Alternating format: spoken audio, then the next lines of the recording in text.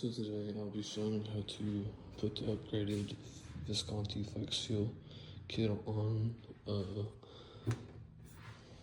There's not really many instructions on how to do it. John with Visconti doesn't really provide any type of manuals or anything like that. But let's get into it. First, you'll have to take off the engine cover. After you get the engine cover off, there's this felt back here that you have to remove to actually get to the fuel lines and to be able to install the flex fuel sensor.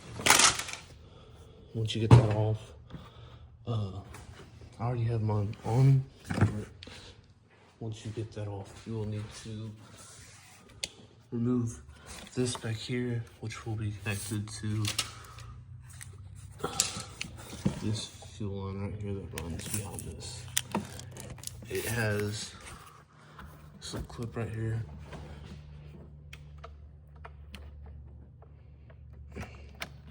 Be careful not to drop it. Once you get this clip off, there's this black tab that you'll have to push down. You'll just grab it, pull it back, and then pull on the fuel line a little bit, and it'll slide right off.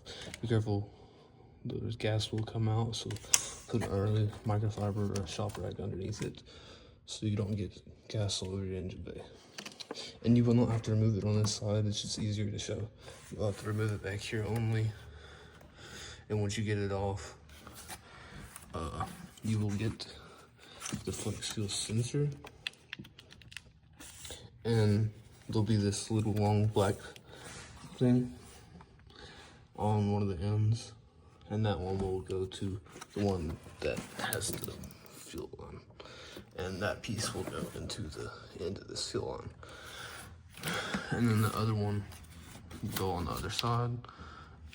And you hook it up to this fuel line right here that you unhooked the original fuel line from.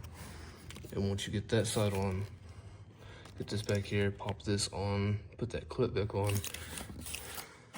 You will have the harness that plugs in. I don't know if you can really see it, but right here is the plug. It will plug in. I ran mine like this. You can run yours differently, but I ran mine up here under this, and I zip tied it so it looks a little neater all the way down to here, because there's two plugs you have to plug in down there. But from there, I zip tied mine around this fuel line. This will run it under, and then take these two tabs out right there, and right here, you run it underneath here, and it will go up to the canvas. You'll have this little gray plug that you plug in, and it will feed to this. And this, I'll show you. This is actually what runs to the body. And you gotta make sure to hook these up correctly. This is actually how they're supposed to be ran. It's the yellow and black, the bottom right here, and then the yellow and white on this second one on the right. I'll show you how that is ran. Well, this one actually runs up underneath and then under all of this leather stripping, which you will run all the way over here. And make sure to run it underneath this metal brace. And there will be a little cover right here. You take it off, poke a little hole right here in this material, run it down, and I will show you inside the car what you do then. And then once you get into the passenger side of the vehicle, there will be two little rotating tabs that you have to spin, or three. One will be here, just turn it, pops off. And the other is here. And then we kind of break it down just a little bit.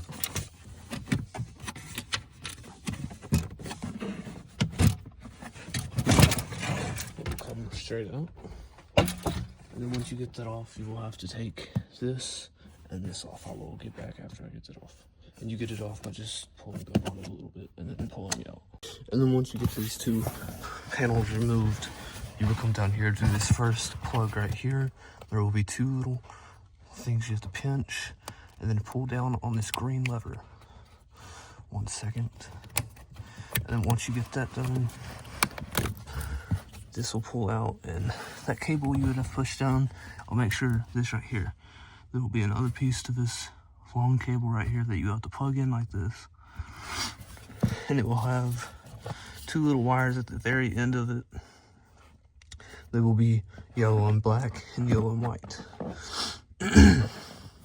But it will just be this, and then you'll have this separate plug. From there, you'll get this, you'll take this out, and you'll actually have to kind of take it apart. Have like a little scribe or a pick or anything, or the depinning tool that comes with the kit. At the very end on this side, there will be little openings. You just stick it through there, pull a little bit. Make sure to do it on both sides. Oops, sorry. Drop. It's very simple. Once you get it out, they will slide apart like so. And there will be a yellow and black and yellow and white cable running to this. And then you will take your little pinning tool that is sent with the kit. You'll push right here. Make sure it's the yellow wires. You'll push right here. You'll pull up on it. Make sure to do one at a time. You'll pull up on it a little bit, and then right here, you'll have to push one more time. And then the yellow and white cable on the far side right here will pull out. And then you will take the yellow and white wire that come with the kit, and you will put it directly back in where you just removed this one. And you'll do the same with the yellow and black. So it should look something like this.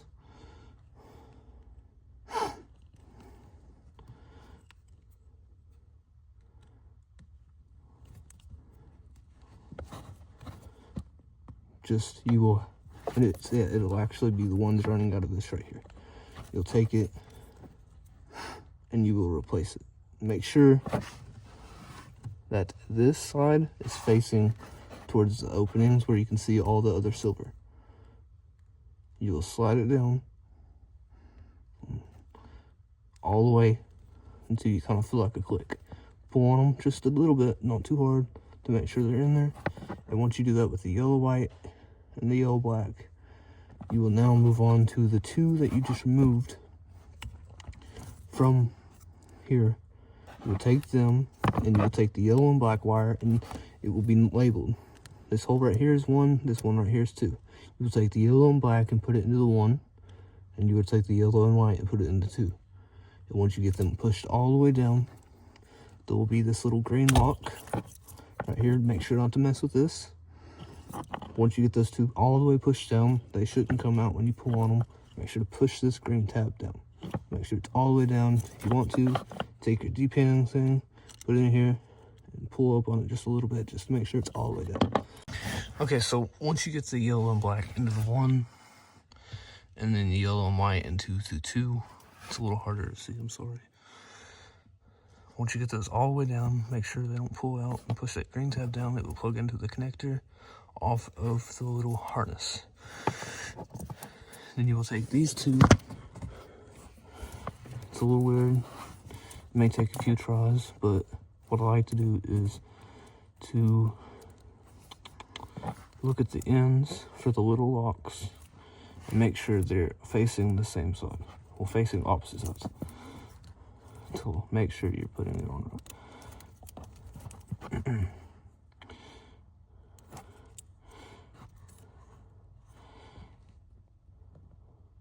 It'll actually slide in like so, and you'll take your little right here, make sure this lever is still up like that. You'll find the little notches that you just had to push down over here. You will have to make sure they're facing opposite sides. So let's see.